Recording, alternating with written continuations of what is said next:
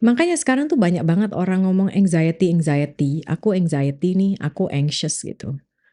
Nah, cobalah kita lihat sebetulnya seberapa intens aktivitas kita di media sosial.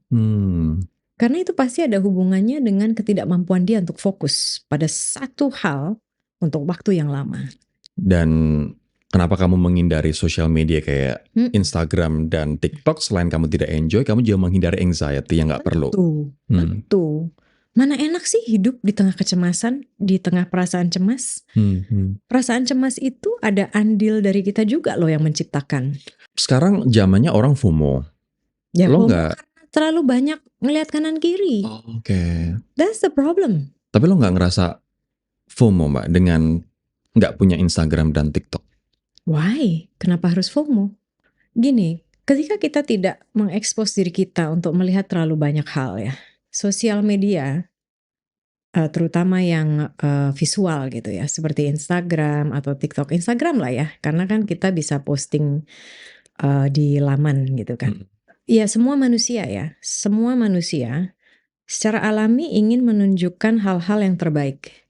Itu human nature, tidak bisa dihindari.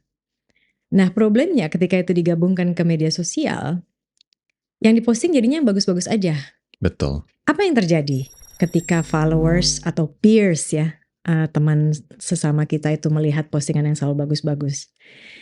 Dia akan mulai membandingkan dirinya dengan si fabulous life ini gitu. Insecurity, Muncul pasti. jealousy. Iya pasti, karena kan kita hanya bisa merasa envy atau iri itu terhadap orang yang sama sebenarnya peers ya. Kita tidak iri ke atas atau kita tidak iri ke bawah. Ke atas tuh orang yang mungkin lebih dari kita atau mungkin ada orang-orang yang kurang dari kita atau kita anggap kurang dari kita. Nah, ketika membanding-bandingkan diri itu terjadi, lah menumbuhkan apa? Ngerasa insecure, ngerasa kurang. Kalau udah ngerasa kurang, terus pasti jadi nggak bersyukur kan? I see. Right? Padahal bersyukur itu adalah salah satu kunci kebahagiaan menurut penelitian dari Profesor Marty Seligman, bapaknya positive psychology.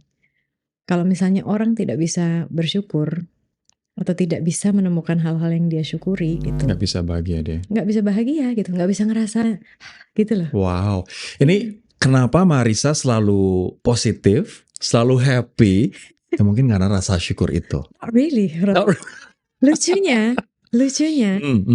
Makanya aku tidak, I'm not a natural, aku tidak